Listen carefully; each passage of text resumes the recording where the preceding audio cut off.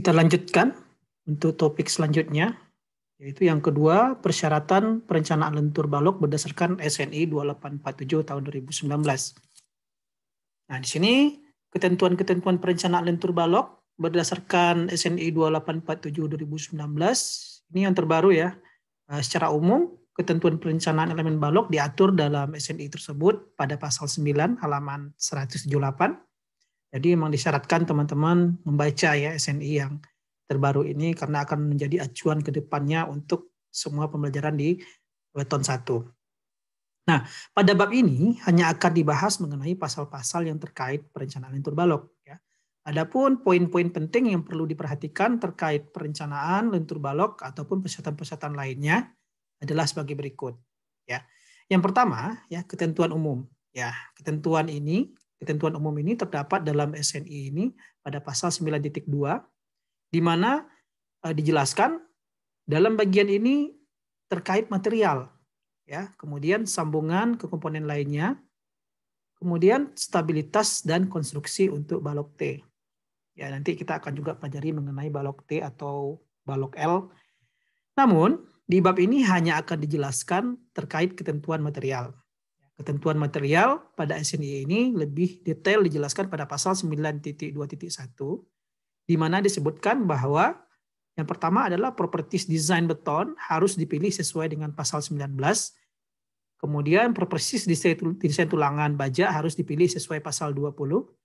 Dan selanjutnya untuk ketentuan penanaman tulangan itu sesuai dengan pasal 20.7. Mungkin ke depan akan kita bahas lebih rinci. Saya harap teman-teman setelah mengetahui hal ini segera dibuka SNI-nya dan dibaca ya.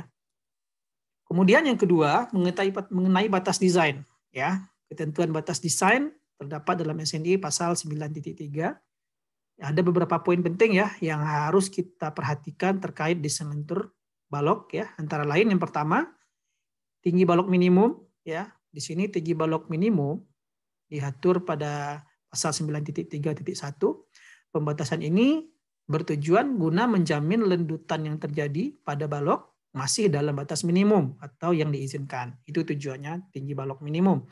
Adapun estimasi tinggi balok juga dapat dilihat pada tabel pada slide sebelumnya ataupun pada topik 1 sebelumnya yang kita bahas bahwasanya ada yang untuk balok tersebut L/12 gitu. Itu untuk estimasi tinggi balok dan ada di tabelnya. Kemudian yang kedua adalah batas lendutan.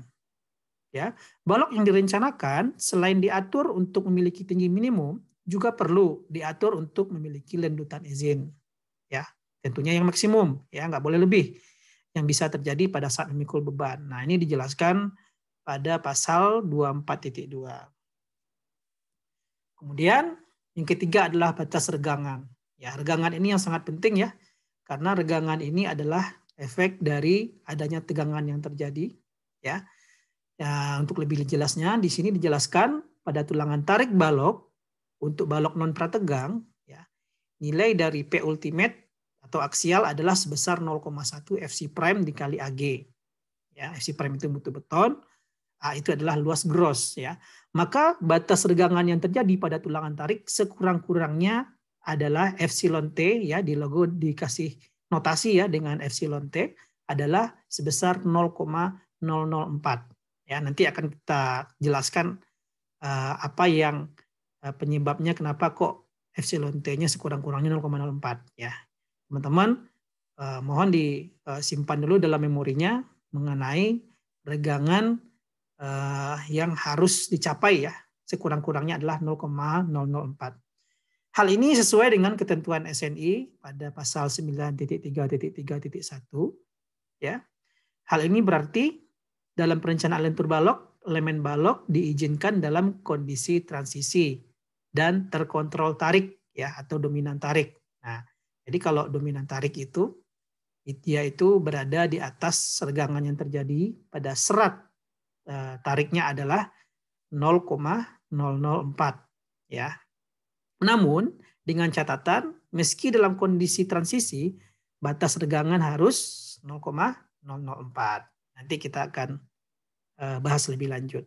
Ya, jadi kenapa kok saya sering mengulang-ulanginya, karena ini adalah salah satu syarat nanti perencanaan ataupun suatu penampang ataupun kombinasi dari beton balok, beton bertulangan tunggal tersebut dapat kita terima atau tidak, ya.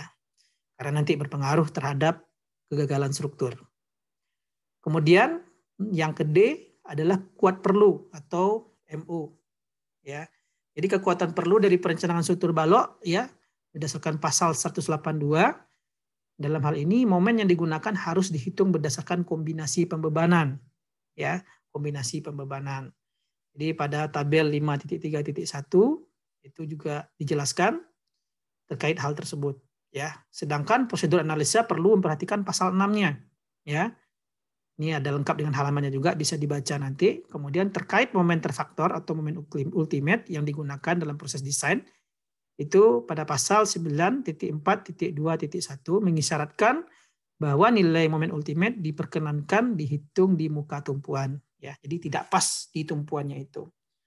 Nah, jadi kalau momen terfaktor ini itu arahnya ke kombinasi pembebanan, ya, seperti kaut 1,4 dead load dan kombinasi yang lain sebagainya.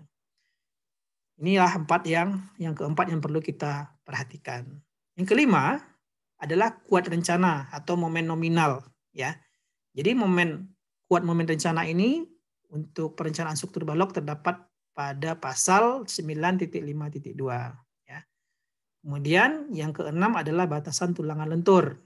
Ya, batasan tulangan lentur ini mengatur luas tulangan minimal yang harus dimiliki oleh elemen lentur balok, ya. Ini dibahas di pasal 9.6.1.2.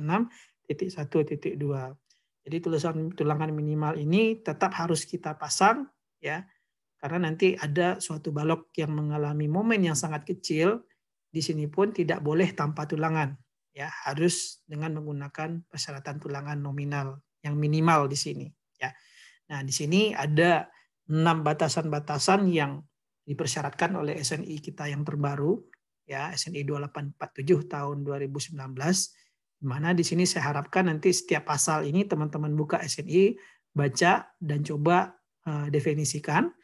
Nanti kita akan gunakan pada topik-topik selanjutnya pada pembelajaran dengan sesuai mengacu kepada persyaratan ini. Ya, terima kasih.